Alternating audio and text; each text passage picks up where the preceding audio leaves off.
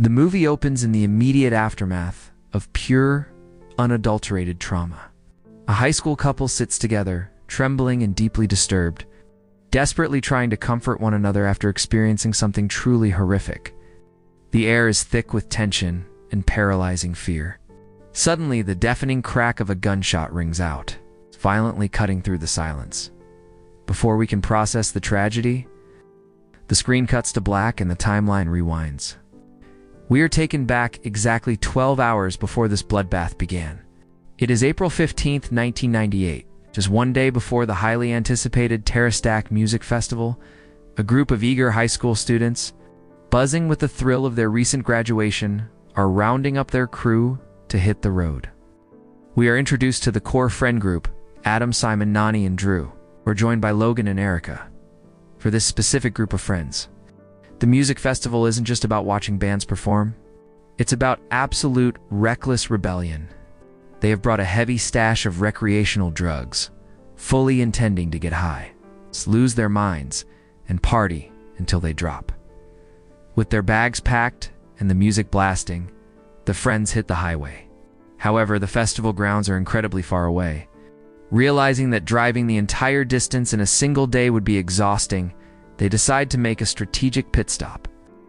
Logan suggests they crash at a remote lake house owned by his friend, Mondo. The plan is simple. Spend the night partying at Mondo's isolated cabin, get some rest, and head to a hotel near the festival the next morning. But when the group finally arrives at the secluded, eerie lake house, things immediately feel off. Logan repeatedly calls out for Mondo, but the house is dead silent. They search the property, but the homeowner is nowhere to be found. Brushing off the strange vibe, Logan assumes Mondo just stepped out for a while.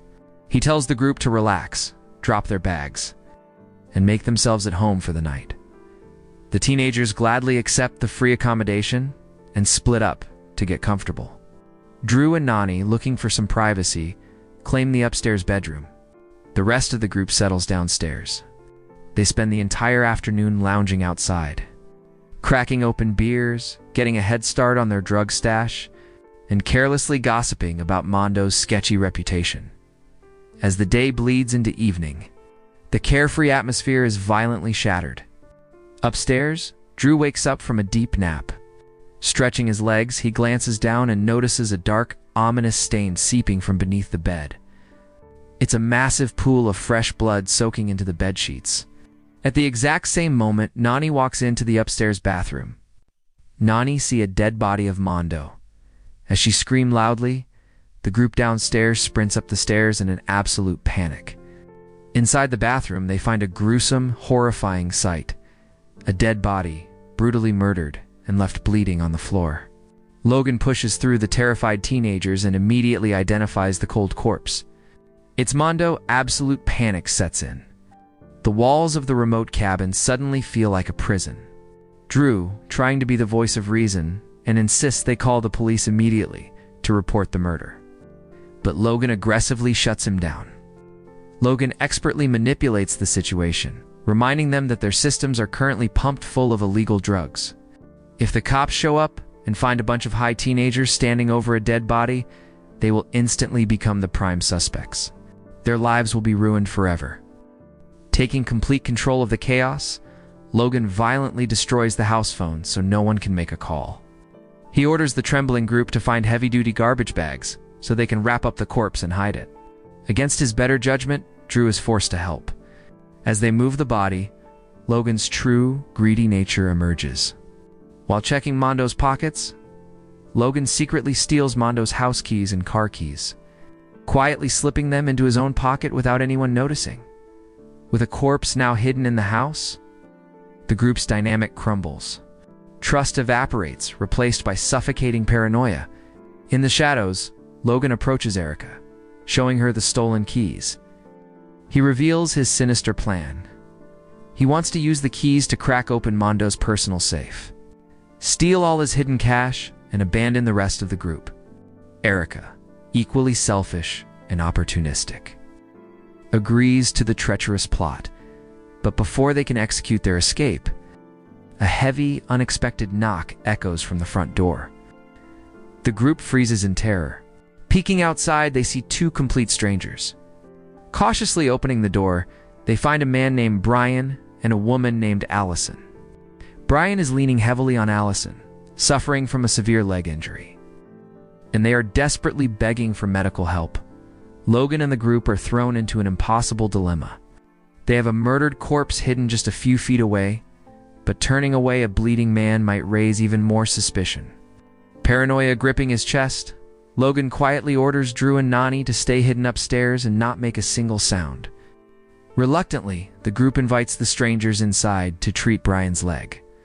Drew questions Logan's reckless decision, but Logan tells his strategy. They will patch up the stranger as fast as possible, get them back on their feet, and kick them out before they notice anything is wrong.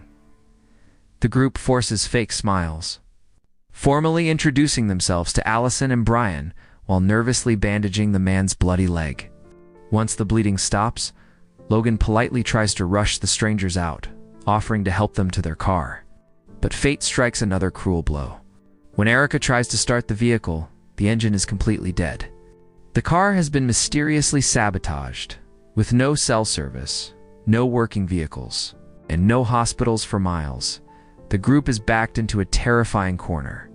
They have absolutely no choice but to let the two strangers stay the night in a house hiding a murdered corpse. The tension in the living room is thick enough to cut with a knife. The teenagers gather in a corner, whispering furiously. The stranger's conveniently broken car feels far too suspicious. Who are these people? Did they kill Mondo? Logan, ever the paranoid tactician, suggests they set up a rotating night watch to make sure the strangers don't discover the body or try to kill them in their sleep. A bitter argument breaks out over who will stay awake and who gets to rest. Finally, Logan declares that he, Erica, and Drew will take the first watch. Nani is on the verge of a total nervous breakdown, unable to cope with the sheer terror of the situation. To keep her quiet, Logan hands her and Drew strong sedatives, instructing them to get some sleep first.